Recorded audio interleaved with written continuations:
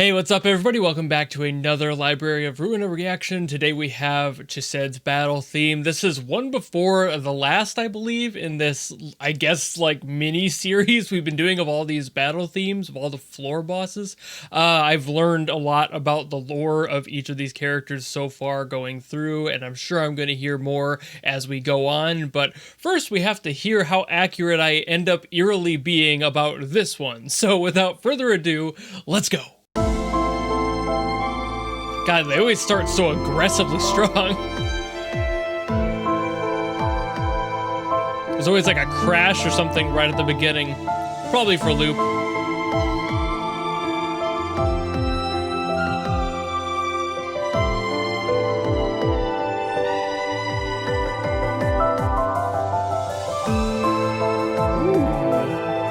I was wondering if it was gonna speed up there, but no, very serene, this one.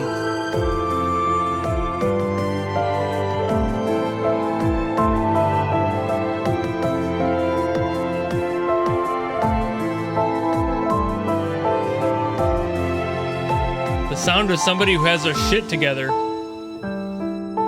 For now.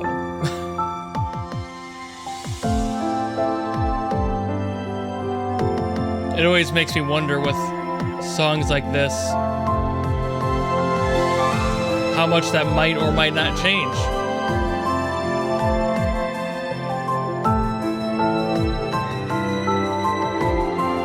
Oh, God, the relationship of the piano and the violin here, absolutely gorgeous.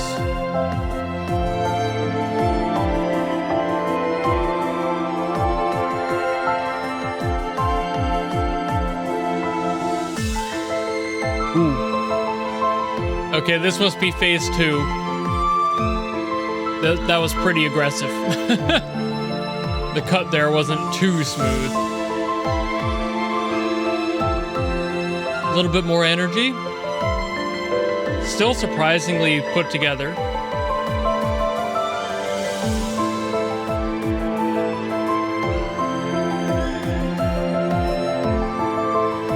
God, I love this progression so much.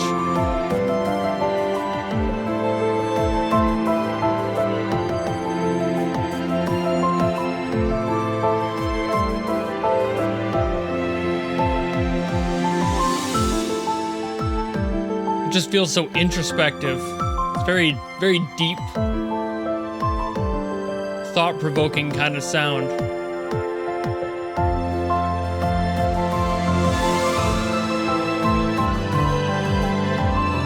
Love that swell up into that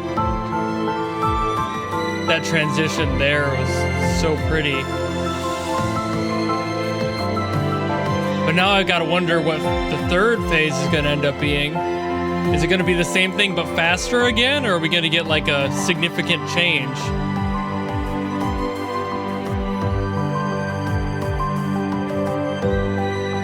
Might be it.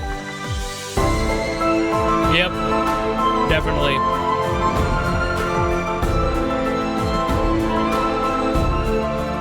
Okay.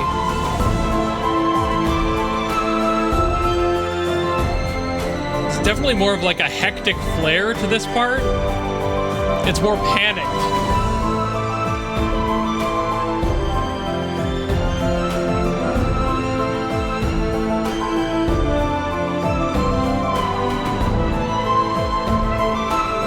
Not like too panicked, but I would say anxiety inducing is more apt, but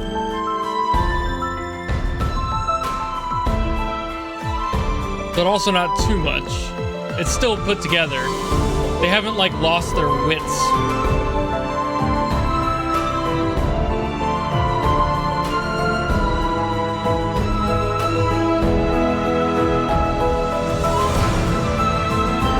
God, I love that.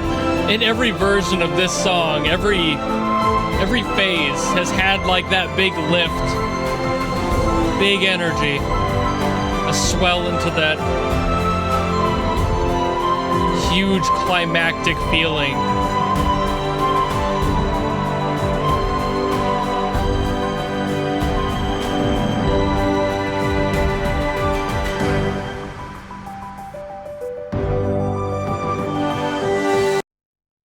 Man, okay. All right. I wonder if my comments on that one even were fairly accurate because I was just kind of throwing things out there. But there are a few deeper thoughts on this one that I want to get into. So without further ado, let's do that. Okay, so to jump right into some music theory stuff, and I know that's everyone's favorite. Some people it legitimately is, but other people are like, oh, God, learning. But either way, this is an A minor G F E, I think.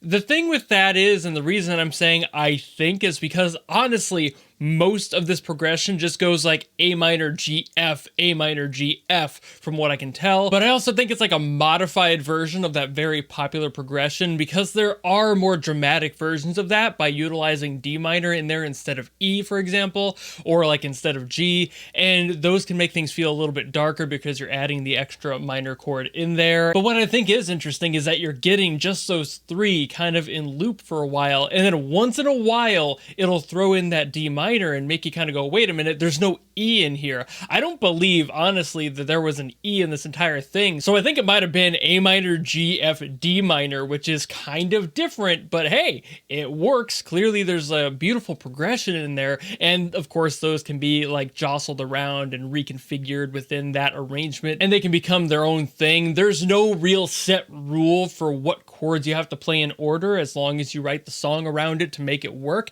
And clearly they did here. It's very dramatic. That's why I was thinking it was like a modified version, made me play into it a little bit more and figure out what chords are being used, because usually when you do that A minor, G, F, E, it's a little bit introspective and there's still like that question to be asked, but it's not as like cinematically dramatic. I take that back, actually. I just went through it and listened to it again because part of me was like, that's not correct. There is an E in there, definitely. That third phase, that's why it sounds so much more dramatic. They change part of the progression into that E. So while I was thinking, okay, yeah, it is pretty dramatic, they were holding off on utilizing that and utilizing a D minor instead, only to switch it out for the E, which made it feel more dramatic because of that absence of a whole chord in there. And they were like, let's make it a minor instead of a major.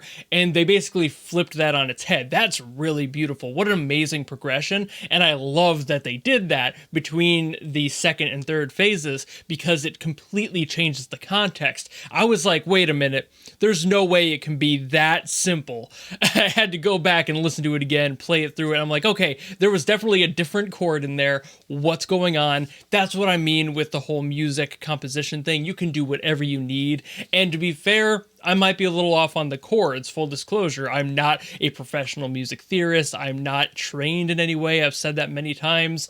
And some things I may be hearing might just be me, but I'm pretty sure that there is an E in there, especially in that third phase. And that just makes everything, it shakes the whole structure of what the song was and turns it on its head. So just talking the music theory stuff, there's so much to love about this song already. But then there are the things I'm getting with the personality of this song. Like I was saying, this song is very serene in a lot of ways. It feels like there's a conversation happening between the piano and the violin, especially the violin being very talkative and the piano being like rooted and mostly just playing the roots throughout. But the violin is up here doing its own thing and having a whole conversation. So that makes me feel like the character is somebody who loves to do that. Maybe somebody who's very talkative and likes to talk over other people potentially. There's a lot of ways that can go, as well. As I always disclaim, it's very possible that I'm reading too much into that, but that's something that's pretty characteristic of that personality trait in a lot of songs. When you have something that wants to be a conversation, you need an instrument to mimic that conversation, and that seems to be the violin. And since it's a violin, that's also another clue that this person is fairly well put together, maybe a little bit distinguished, but I also feel like there's a lot of flighty notes up in the high end of that violin. There's a lot of dancing going around, so maybe a little bit cheeky, a little cheeky bugger maybe. I don't know what's going on here because it is such a refined instrument, and that's usually somebody who's very calm, cool, collected, refined refined in their own right and just has a very regal presence most of the time. But since this is kind of more of a loose feel with the violin, it's not so rigid up at the top, there is a lot of that movement that makes me feel like the person's a little bit more of a loose cannon, a little bit flighty, maybe likes to dance around the topic a little bit, talks for the sake of talking, you know, is an absolute yapper potentially. I can relate, you know, like there's these sorts of things that are in the song that give me those sorts of feelings. But nonetheless, and even with that going on there, there's still the very aggressive, heavy root, and things do not shift really at all. They get a little bit more speedy in that center part, but by the time we get to phase 3, then something changes, and it's like, oh, now I need to start taking the conversation seriously. There's this whole conversational shift where, like, at first, they're kind of not taking it seriously, and they're just kind of jazzing with the whole concept of what's ever happening in that moment. And then when things get serious, they know exactly when to get serious, and that's a very good trait. So somebody who's a little bit of a yapper, potentially a bit of a goofball, but also knows when to sit down and handle things like an adult and be that rock that they need to be in the moment, but it takes them a while to get there. So definitely somebody I would say who has some cheekiness to them, but isn't a bad person in any way, just knows who they are and is appreciative of people who don't take things too seriously. At the same time, definitely knows when to shut the fuck up when they absolutely have to and make you sit down. But I went off on this song for quite a while. Speaking of yappers, like I said, I can relate. So I guess I'll end it there. Thank you all so very much for watching. I'll be back with the next theme, which I believe is Tifereth, and I think it's the last one. And then I know we apparently, from reading other comments, and then people were saying I needed to get to some sort of like an ensemble or some collection of music. I'm not entirely sure what the reverberation ensemble thing is that I keep seeing, but I assume it has to do with like everyone coming together from the context clues I've read. So I guess if you want to see that in the future, you know how to follow me and support me, and I'll see you all in the next video. Goodbye!